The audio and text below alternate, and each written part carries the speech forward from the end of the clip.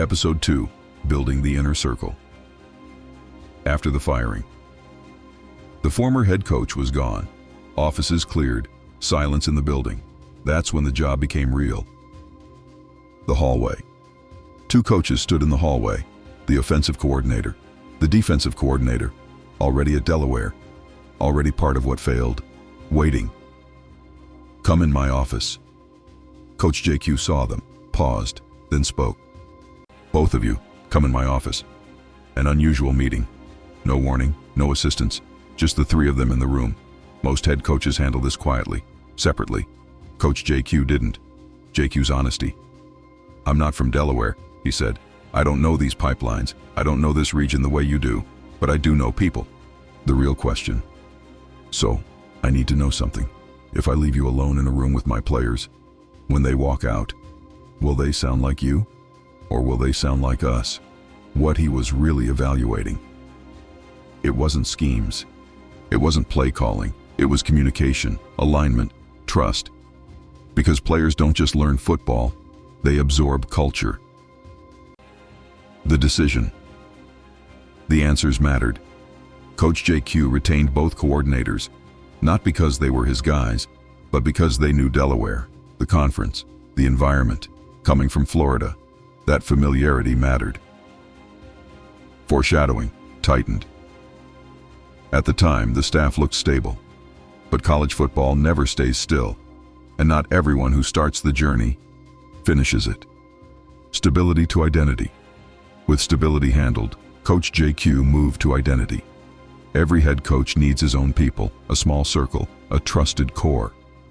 Coach Ellis, WR. Coach Ellis, wide receivers coach, came from Seattle. 6'2", former Division II athlete, a physical receiver who never avoided contact. The WR philosophy.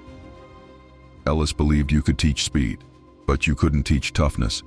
High pointing the ball, winning through traffic, getting hit, and holding on anyway. Receiver identity.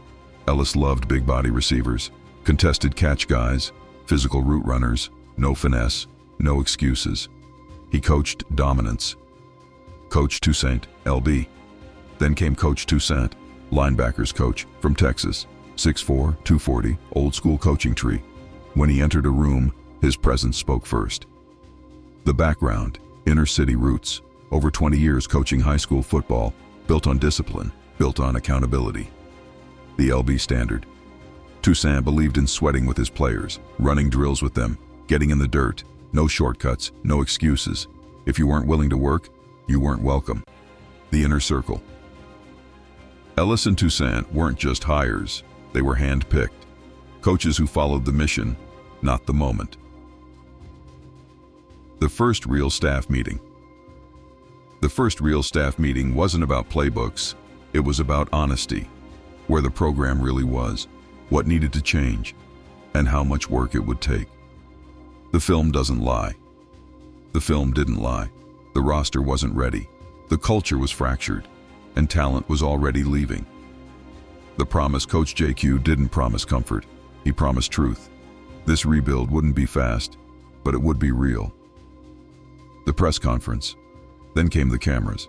Microphones lined the table. Reporters packed the room. Coach JQ's first press conference. The doubt. The questions came fast. "You don't have head coaching experience. You're a community coach. Do you understand what you walked into?" The criticism. Another voice followed. "You kept coordinators from a fired staff. You hired a receivers coach from out of state. A linebackers coach with a high school background." The line, then the line that crossed it. Is Delaware becoming a joke? The room went quiet. JQ holds the room. Coach JQ didn't raise his voice. He didn't rush. "I know exactly what this job is. Reframing. And I know what people think I am. But don't confuse community work with weakness. Don't confuse communication with incompetence. What the players need. These players don't need promises. They need structure. They need accountability. They need someone who understands them." The line that defines him. "I didn't take this job to impress the media. I took it to build something." After the questions, the cameras kept rolling. The doubt didn't disappear, but neither did he. The turn. stronger Cliff. Because building the staff was only the beginning. The next step would decide who stayed and who was already gone. End card. Coach JQ, Episode 3. Coming soon, the roster audit.